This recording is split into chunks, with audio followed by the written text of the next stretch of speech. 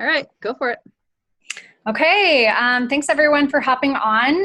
Today we wanted to kind of talk a little bit about organizing our businesses and time management.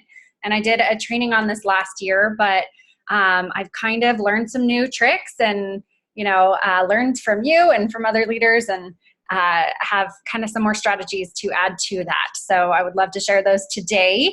And this is an area that I really enjoy. If this is all I had to do for my business was just organize things and plan, then I would be great. So I love that I can share what I do well, and I'm grateful that I can learn from you all for everything else. But I wanted to get started. I'll go ahead and share my screen. I created a PowerPoint to help me today. Okay. So taking a look, so I just called this Organizing Your Biz 2.0, Finding Your Rhythm. I think that's really what it comes down to. And I liked this little picture that was in another training recently that I saw. It says, "Great Scott, where did my time go?" And I don't know about you, but I feel that way a lot sometimes.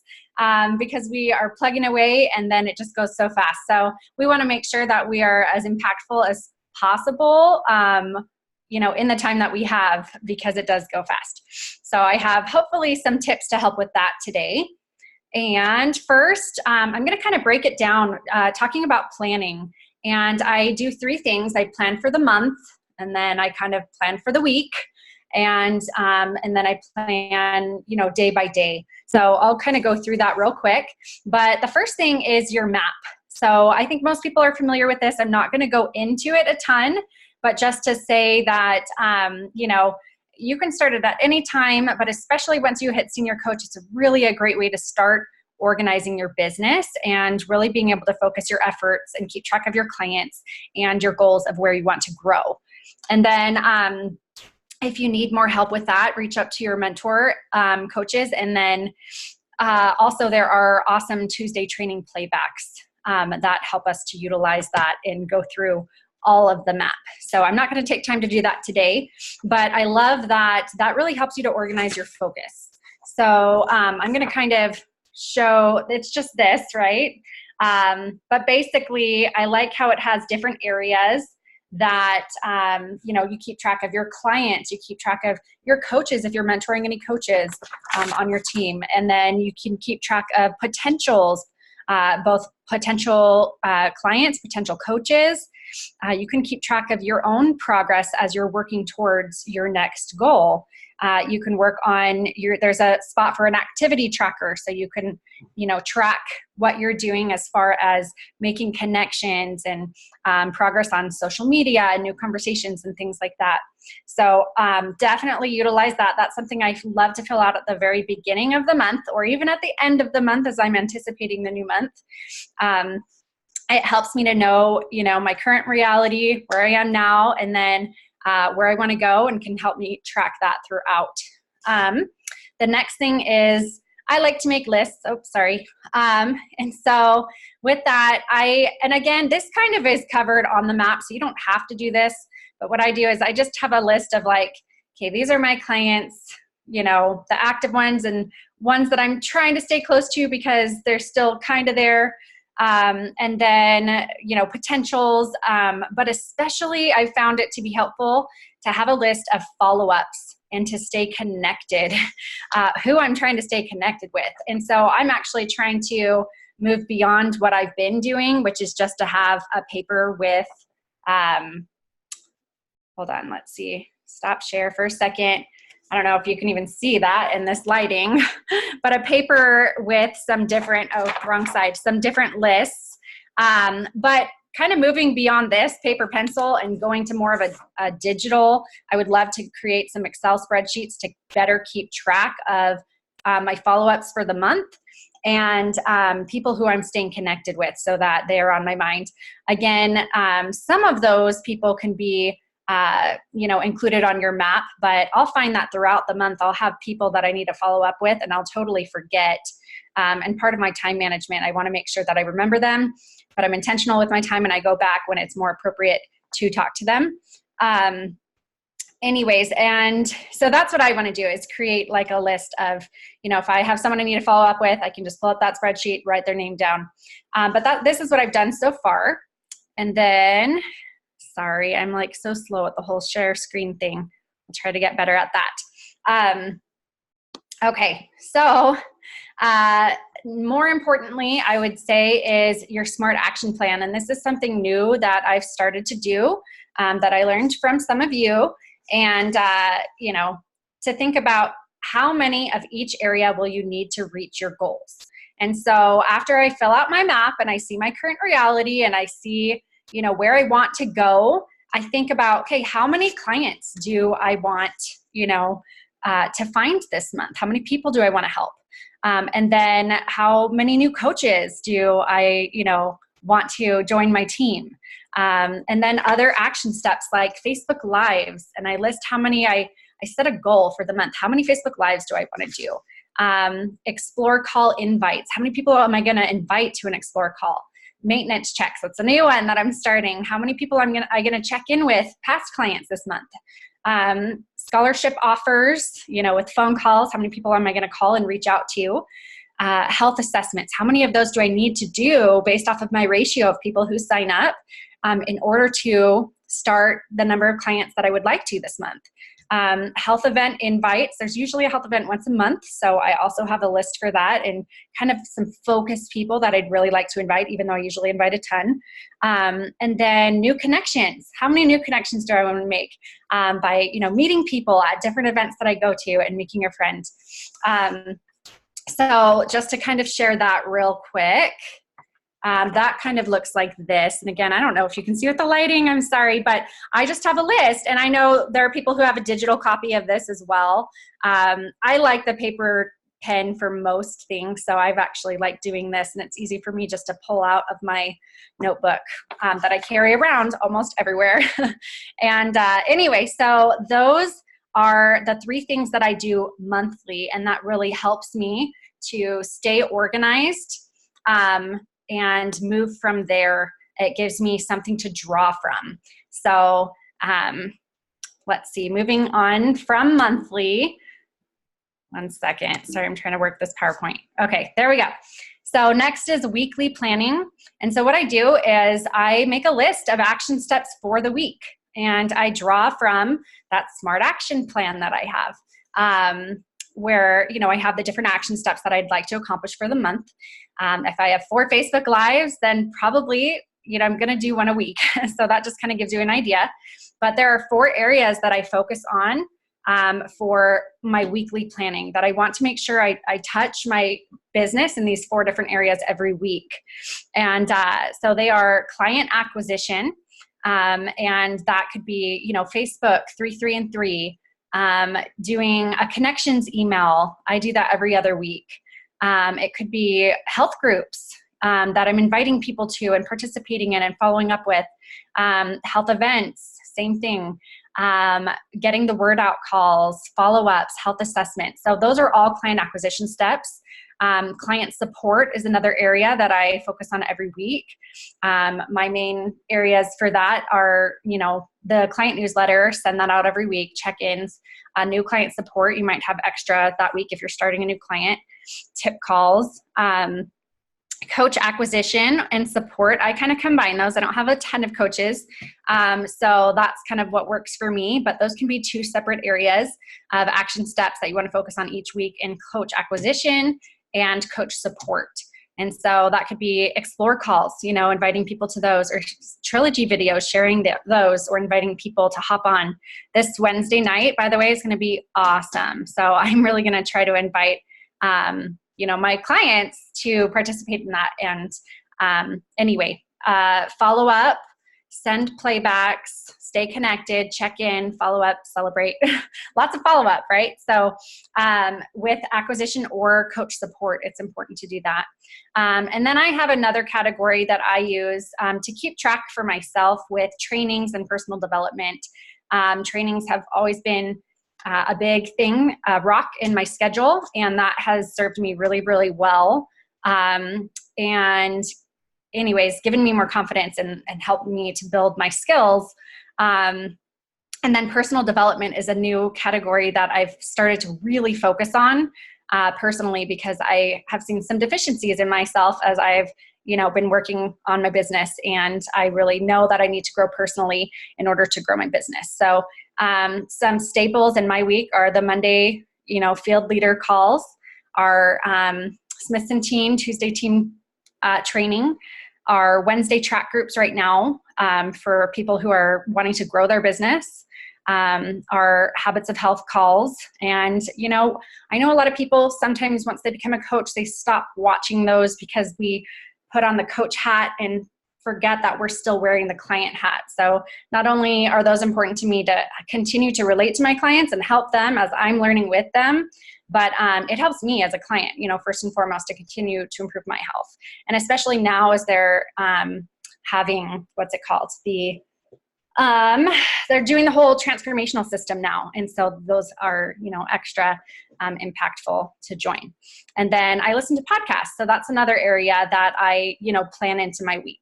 So those are, the 4 areas that I put in, and I just make a list on paper and I number my 4 categories. So it looks like this, but I've got, the dates to do, client acquisition, number 1, and I list different things that I want to choose from my SMART action plan for this week. And then number 2, client support, what things I want to do this week. And then number 3, coach support acquisition. Number 4, trainings, personal development. So that's what I do. And I draw from my weekly plan each day. So does that make sense? It breaks down, kind of start having some steps for the month, draw from that each week to map out my week, draw from that each day to set my day. Okay, so that moves us on to daily planning. Okay, so touch your business every day. It creates consistency. Even if you can only do one thing, that's going to be helpful to be consistent and help you grow. So I have a daily or some tips that have been shared are, daily focus can be helpful. Have a day that is a client support day. It doesn't mean you're not helping clients except for that day, but that's your main focus. And so mine is Tuesdays. That's my main client support day. Have a coach support day if you have coaches underneath you where you know that you can reach out to and help those coaches on that day. Follow-up Friday is another example. And so batch activities, that's basically one way to help you kind of focus and organize your day and your week. So another thing is business building action as part of each day. And so that would be, the client acquisition action steps, and even the coach acquisition action steps. Those are things that are going to build your business the most. And so for an example, like even just doing 3, 3, and 3 and making sure to post on Facebook, or 2, 2, and 2, or whatever that looks like for you. But that's a great strategy to utilize that every day. And then a task list. So plan ahead, the night before or in the morning, grab from that master list, that week planning that you had created. And so that's what I do. I just look at my week, look at each of those areas and decide, what do I want to write down for today? And so I do that at night if I can, or in the morning. And I just choose, the beginning of my week is a little heavier in coaching, but even 2 to 3 things for the day, or 5 or 6 things, whatever it is, depending on the amount of time it takes. So that's kind of how I break it down to monthly planning, or weekly planning and daily planning. Okay, so moving on a little bit to time auditing. So this is kind of, I loved seeing this in a training that Amber Smithson did recently. And it was so eye-opening to me because it's true. So what you can do is really break down, because, we know that there's 24 hours in the day for everybody, 168 hours per week. We all have the exact same amount of time. So, that being said, you can really break down your week and kind of see where you can plug in coaching. If you feel like you're just too busy and how can I fit it in, this is a great way to do that. I can't see the chat. Okay, good. Just double checking I'm not missing anything. Okay, and then, so this is what I did during, the training with Amber. I broke it down for myself and, how many hours do you sleep?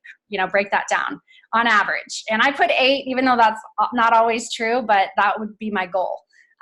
Sometimes it's less. And on average, how much time is focused time with kids where it's just me and I'm helping the kids, and my husband's not there to help, or they're not in nap time, whatever. And so I broke that down. And so that's like a full-time job, right? 8 hours a day. And then 1 to 2 hours of cleaning and household. That's just something that I prioritized.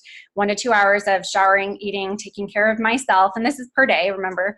And so that came out for me to be a total of 20 hours. So that left 4 hours unaccounted for. And so for me, I know myself, I need a couple hours throughout the day just to relax. And then that leaves easily 2 hours of coaching. And so, which you can do a lot with your business if you're touching it for, 2 hours a day. So that's how I decided to break it down. You can kind of do your own breakdown. But I found that to be helpful. And, once how much time you have, that's where time blocking comes in. And again, create rocks in your schedule, but time block daily and weekly coaching activities. And that's where you could really, take out your calendar and decide, okay, this happens every single, Tuesday. We have our Tuesday team training. That's a rock in my schedule. I'm going to block that out. Create small time blocks also to check messages, emails, return calls. That's important too. We don't want to take our most important time to do those little things. So think about where in your day that would fit better. Schedule and buffer time, that's important. We aren't the Energizer bunny, so, and sometimes things go long or whatever, so have that buffer time in there. And then also do the most important work first. So some reasons for that is the day gets easier as it goes along if you've done that, important work first, and it propels you forward. You feel good, like, oh, I did that. It was awesome. It wasn't as hard as I thought, and now I can do these easier things. And then that most important work gets done. It doesn't get pushed back till tomorrow. So one thing that I heard in a training was the idea of prime time. So think about when in your day can you, when is your prime time? Is it early afternoon? Is it the mornings? When are a good time, or is a good time for you to make connections and to make phone calls, do health assessments, talk to people? Those are some great business building action steps. So use that prime time for those action steps. That probably wouldn't be the best time to plan your week or the best time to, send out your weekly newsletter, when that can be done at any point, So remembering that prime time. And then a little quote with that, most important things, plan ahead the night before in the morning. And this little quote by Mark Twain, if it's your job to eat a frog, it's best to do it first thing in the morning. And if it's your job to eat 2 frogs, it's best to eat the biggest one first. So I liked that. I thought that was a good, a good visualization of that. Okay, so to go along with that time management and time blocking, use a Google Calendar. That's something I've started this past year, and it's been awesome.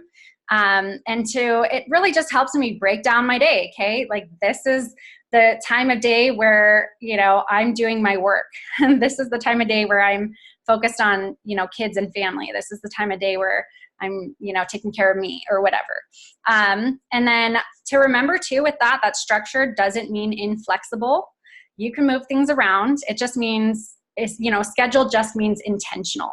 So one thing that really stood out to me at one of the School by the Pool, talks anyway, on the cruise was that rocks in your schedule, have those rocks in your schedule. And that's not just for your business, it's for your personal life, your family as well. And that they can be flexible. They're just not optional. So for example, if you've promised your son that you're going to take him out, to do a special one-on-one event. Oops. Sorry, I'm getting a phone call. If you plan something, with one of your children and then something else comes along, don't feel like, you can't be flexible with that. You can say, okay, you know what? Monday afternoon's not working. We're going to make it Wednesday morning or something like that. It can be flexible, just not optional. You're not going to kick it off your schedule for the week or whatever. However that breaks down for you. I really liked that. I thought it was a great way that you can like have those rocks in your schedule, but not feel completely tied to them, but still have that integrity for your business and for your family and, you know, yourself. Sorry, I'm trying to like read the chats at the same time. Liz says, I love that you schedule your shower. And what is twilight hour, Cheryl? Okay. So yes, I do, because I swear to goodness, you guys, I won't shower if I don't schedule it in. It's one of the first things to go off my list. That's sad. But anyways, and twilight hour is something that Dr. A talks about, where, you know, we have the morning hour where we're really kind of in the morning hour is what I super need to work on. And what will help that is the twilight hour. But that's that hour before bed, where you're winding down, you're unplugging, you're, you know, relaxing and getting ready for sleep. And something I'm still working on sticking with as far as the time frame goes. But, you know, that's a time where I'm able to do some personal study, whether it be, you know, spiritual or with my life book. You know, time that I can be brushing my teeth, you know, getting ready for bed, getting my jammies, whatever. So that's that little twilight hour. And if I abide by that and it helps me get to bed at a good time, and then I can get up at a good time and have a good morning hour before the day is off and away from me. So that's kind of what that is. But calendar everything that is important. If you reschedule something 3 times, it's time to do it, delegate it, or delete it. And I have found sometimes that I keep pushing something back. Maybe it is an MIT, most important thing that I need to do, and, you know, make sure that I prioritize that first thing. Or maybe it's something that I don't need to do, and it needs to get done, but someone else can do it. So I'm going to delegate it to someone else. Or maybe it doesn't really need to be done. It's not that important. I'm going to delete it from my schedule. Create flexibility with margins and coordinate with your family. So I love this little graphic, and this was from Becca Tinter's, one of her presentations, but it talks about, you know, on the tasks that we want to concentrate on right now versus those things we want to procrastinate and do later, procrastinating on purpose. And then things that, breaking it down, like what do I need to do? What can I delegate? What can I automate? And what can I eliminate? And I'm going to kind of go through those things real quick. So right here, it talks about investing and delegating. So what can others do for you?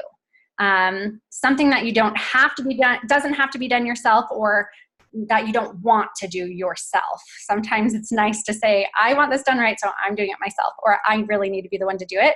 But things like cleaning, yard work, even childcare, if it's, you know, for parts of your day so you can work on your business.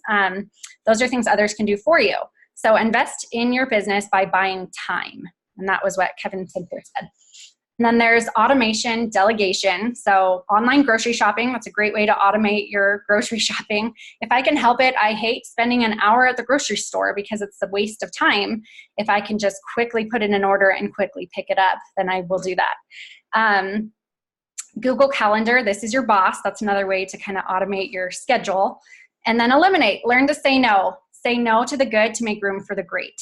And, you know, Amber talked about how that might be, you know what, if you have some goals in mind and you've got other priorities right now, you might say no to being room mom, and that's okay. Like, you can still go help out at that field trip, but maybe not this year for being, you know, room mom and taking on that task. And then with that, get into the habit of asking yourself, does this support the life I'm trying to create? When you are, you know, setting your schedule, organizing your time, figuring out where your rocks are or what they are, yeah, is this supporting the life I'm trying to create? It will help you to figure that out. And then some more time management tips is set a time limit. So these were huge for me, and I'm really working on them. Give yourself a time limit to complete tasks. Even set a timer. Sometimes I get really lost in scrolling the newsfeed on Facebook, and in my mind I'm thinking, but I'm saving posts that I want to use, and I'm commenting and I'm connecting. But if I don't setting a timer would be really good for me, because otherwise, before I know it, a half hour has passed, and really I should have only, or would have wanted to only designate like 10 minutes to that. anyways, and then MIT's, again, most important tasks. Stop procrastinating. And one thing with that was, so often we procrastinate those most important things because they are the hardest things, or the things that we're afraid of, but they're also the things that are going to help us see the most results and move our business forward. And so it's really important that we stop procrastinating and just do it. So that will help too. And then focus. So eliminating half work. I'll talk about that in a second. Buffer time. We already kind of mentioned that. And then just say no. Prioritize your business. Don't overextend yourself. Pick and choose blocks in your schedule. And then better done than perfect. So this goes right along again with stop procrastinating. Stop letting the fear of doing it wrong keep you from doing anything. That's a big one that I've had to work on, because I will spend so much time planning and preparing to do something perfectly that it doesn't get done. And so it's better just to do it and do it imperfectly, and that's how you grow and get better. And so then another quote, the people who make the most money devote most of their time to the things that make them the most productive. It's not about the hours you work, it's about where you focus the hours you do work. Okay, and then this goes more into the half work versus multitasking, because this was like a huge aha moment that I had, where I was getting the two confused, half work and multitasking, because multitasking is a good thing, but I was finding that what was happening was I was really just doing half work. So to just tell you the distinction between the two, eliminating half work, that means distractions. Trying to multitask when both things require your full attention. So for example, listening to trainings while checking my messages. I can't really listen to a training well and be reading messages at the same time. It just doesn't work. And then I end up wasting time. Another thing is if I'm trying to, give my full attention or, help my kids and do a health assessment or something like that's not going to work very well. Both of those things would be done better if I am focused on one thing at a time. And so rather than trying to do half work. And then with that, multitasking is totally different with grouping tasks to save time when one of them is mindless. So rather than where both things require your full attention, choose something that is mindless and multitask with that. So for example, getting ready and listening to a podcast. It's kind of mindless for me to put on my makeup, get dressed, and I can listen to a podcast at the same time. So that's become a rock in my schedule. I really want to work on personal development, but I don't want to take other time to do it. So I do that when I can multitask, when I'm doing something mindless, like washing the dishes or something after the kids have gone to bed. So that's been helpful for me. And then some more examples of multitasking. So cleaning during training calls. Sometimes I can do that. Sometimes I want to stop and take notes, and so I don't, but it just depends. Podcasts and exercise, walking. So I've done a lot more walking lately, and I just listen to a podcast, and I look forward to that. It actually motivates me to want to walk. I'm going to transition over so I can plug in my computer because it's exercising while spending time with kids. So that's another thing. Like I'm trying to spend time with them, get them out, and if we're doing something active, I could also count it for exercise, going on a walk, going swimming. Okay, and then lastly, just work hard, and when you can't work hard, do something. And that's something I ended on last time too, because I think it's so important. So I love this quote. She was unstoppable, not because she did not have failures or doubts, but because she continued on despite them. And so it's so true, like whether scheduling and time management is difficult for you, or whether doing those most important things first is a struggle because it's scary, or we're fighting perfectionism, or, whatever it is, we can be unstoppable if we continue on and just keep going, just do something and be consistent with your business. So that's basically it. Thank you, Cheryl. That was awesome. Maybe, hey, let's take a second and everyone share something that they are going to do better at with time management. because I think that's a huge thing to work on.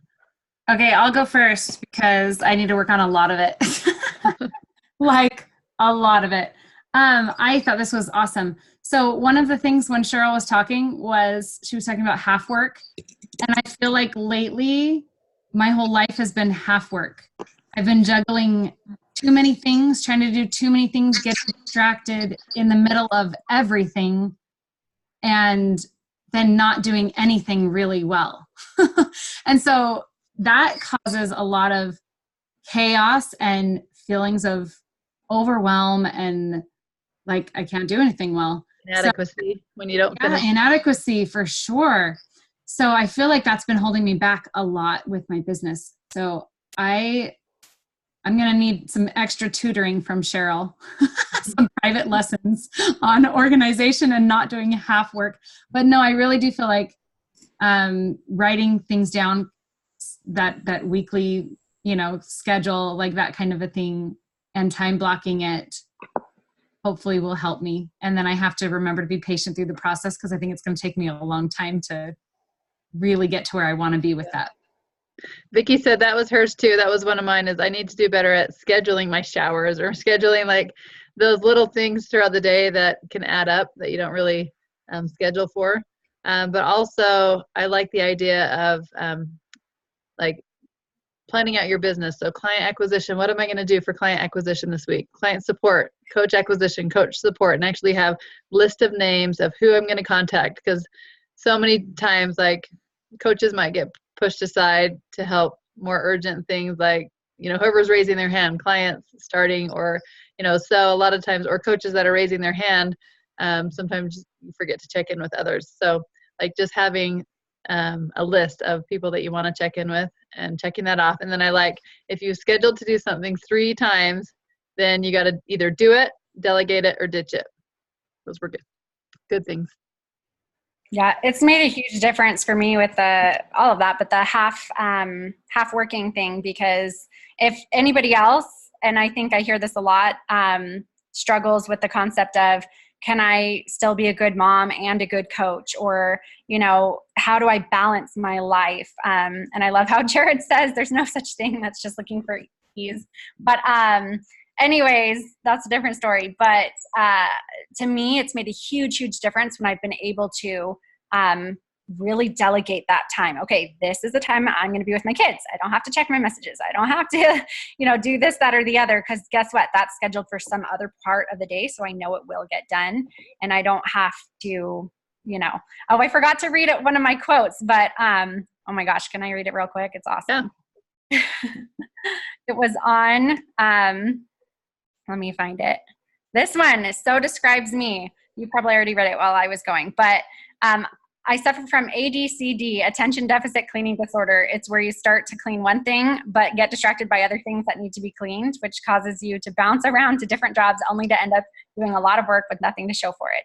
And that's how I felt about life and how I felt about, my business. And it's like, I'm doing it all day long, but I was feeling just stretched really thin. And so when I could block it out and say, okay, this is just business time, and I could focus, then I didn't feel like I was being pulled all directions, and I really got quality stuff done. And this is just, time for my kids, and this is just time for housework or whatever it is. So that's made a big difference. Yeah. And I think the busiest people make the best coaches, because we have to learn how to be intentional with our time. And so I'll never take that as an excuse of I'm too busy to coach, because really you can make it all fit. You just have to find what your priorities are. So thank you so much, Cheryl, for sharing all of those great tips. Did anyone have a last comment they wanted to share before we end?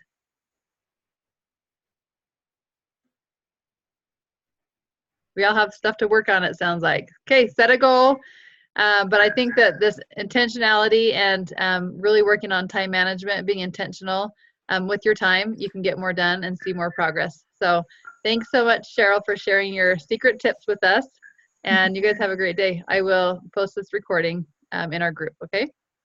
Thank you, Cheryl. You're welcome. Thank you.